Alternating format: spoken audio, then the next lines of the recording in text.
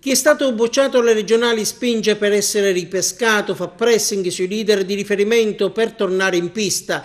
Poi ci sono i volti nuovi che stanno scaldando i motori per provare a fare l'esordio sulla scena politica. La competizione è quella del prossimo 4 marzo con la corsa verso Roma per diventare deputati o senatori della Repubblica.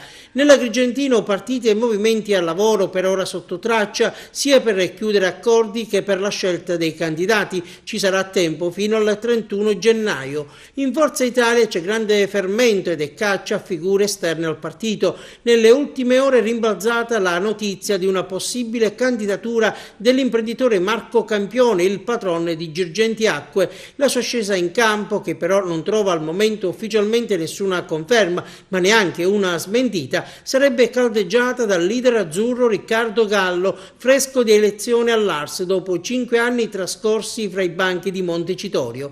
Lo stesso Campione, sollecitato, non ha voluto sbilanciarsi, così come il coordinatore provinciale di Forza Italia Vincenzo Giambrone. Come dire, in questi casi lo impone la liturgia, la prudenza è d'obbligo, meglio tacere per poi parlare a cose fatte.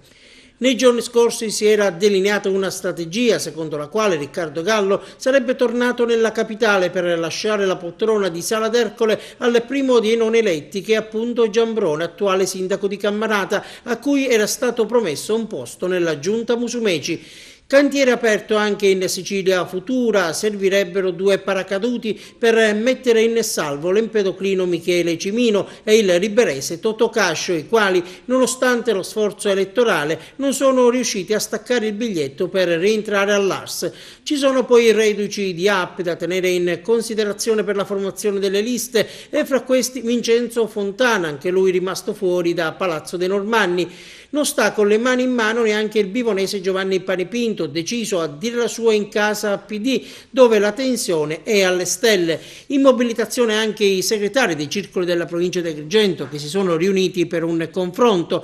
L'iniziativa vuole sollecitare il partito a tutti i livelli, ha spiegato Beppe Zambito, a ricercare un confronto con i territori per evitare che le scelte non condivise producano un disimpegno nel nostro elettorato. Non è soltanto una questione di nomi, ma soprattutto di metodo. Nella lista a cui hanno dato vita Pietro Grasso e Bersani D'Alema, la sorpresa potrebbe essere il medico di Lampedusa Pietro Bartolo. Ovviamente c'è Angelo Capodicasa, leader in Sicilia del Movimento Democratici Progressisti, articolo 1, l'ex presidente della regione e parlamentare uscente. Infine il Movimento 5 Stelle, alle prese con l'organizzazione delle parlamentarie.